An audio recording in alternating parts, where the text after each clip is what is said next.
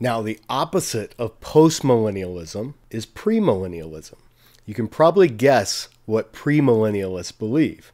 Jesus is going to return pre-millennium, before the millennium, before this 1,000-year period. So whereas postmillennialism believes that Jesus is going to return after this 1,000-year reign, which is symbolic of the gospel winning, premillennialism teaches that Jesus ascended, church history will go on, and then at some point, we don't know when, Jesus will return. And him returning will be when Satan is bound and thrown into the pit, and Jesus will reign on earth for 1,000 years. And during that time, the faithful martyrs will be raised from the dead and they will reign with him on earth. And then at the very end of that, Satan will be released and there will be this final judgment. And Satan will be destroyed. He'll be thrown into the lake of fire. Jesus then will raise the dead, all the dead, not just the martyrs, but everyone.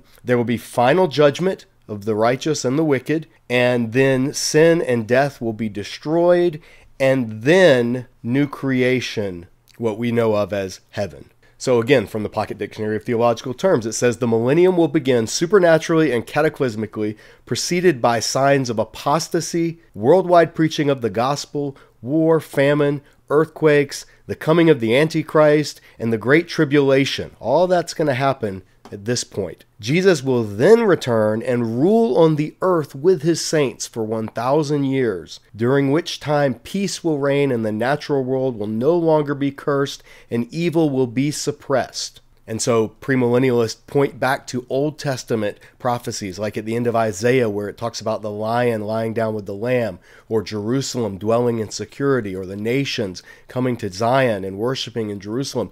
And they say that is all visions that the prophets had of what Revelation 20 tells us is the millennium. So the Old Testament promises to Israel will happen in this millennial period on the earth. Then, after a final rebellion, God will crush evil forever, judge the resurrected, non-believing dead, and establish heaven and hell. And the premillennial interpretation is one of the oldest Christian views that there is. Justin Martyr was an advocate of it back in the 2nd century, and also Irenaeus in the 2nd century advocated a premillennial reading of Revelation chapter 20. So premillennialism has been around almost as long as the church itself in terms of a theological understanding of Revelation, because Revelation was written not too long before Justin Martyr was alive. So some of the earliest Christians read Revelation 20 and said this period of 1,000 years where Satan is bound and Jesus and his saints are reigning on the earth must be what the Old Testament prophets were looking forward to when they saw visions of Jerusalem being exalted and God fulfilling his promises to his people and them dwelling securely, everyone dwelling under his own vine and his own fig tree. These were all Old Testament promises of, premillennialists say, the millennium. Now, there is an offshoot of premillennialism that we need to talk about before we move on to the third view. In the 1800s, a new kid on the block appeared. A new reading of Revelation 20 was introduced, and it's called dispensational premillennialism. Dispensational. And dispensationalism, I'll read the quick summary of it. It's a system of theology popularized mainly in 20th century North America, especially through the influence of the Scofield Reference Bible. It suggested that God works with humans in distinct ways, dispensations, throughout history. That's where the term dispensational comes from. And that God has a distinct plan for Israel over and against the church. One of the key tenets of this dispensationalist way of reading Scripture is that every promise in the Old Testament to Israel is literally only able to be realized by ethnic, earthly, literal Israel. And none of those promises apply to the church because the Old Testament never saw or envisioned what we know of as the church. So there is an airtight seal between Israel and the church in a dispensational reading.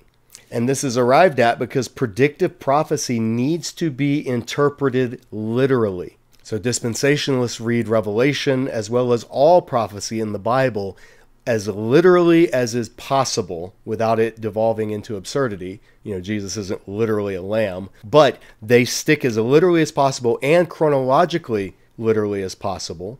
And so what that led Darby and the early dispensationalists who followed after him to teach was the idea that the church will be secretly raptured from the earth 7 years prior to Christ's second coming, and that Christ will rule with Israel, not believing Christians, but Israel, during a literal 1,000-year earthly reign. So the chart here kind of like zooms out, and dispensational premillennialism adds these events, that before Jesus' return, 7 years before, the church is going to be raptured out of the world.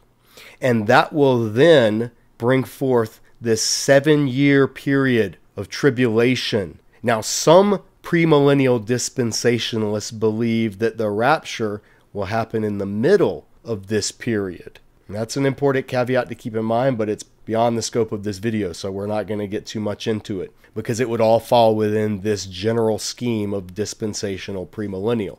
So the tribulation happens, the Battle of Armageddon takes place, the armies surround literal Jerusalem, and in most dispensationalist readings, it's armies like Russia or China or Iran or a conglomerate of all of them. And then Jesus, for real, returns, and Satan is bound, and then the 1,000-year literal reign in literal Jerusalem over literal Israel takes place. Then at the end, Satan is released for the final battle, but then fire consumes them, and we get back up to the events of normal premillennialism.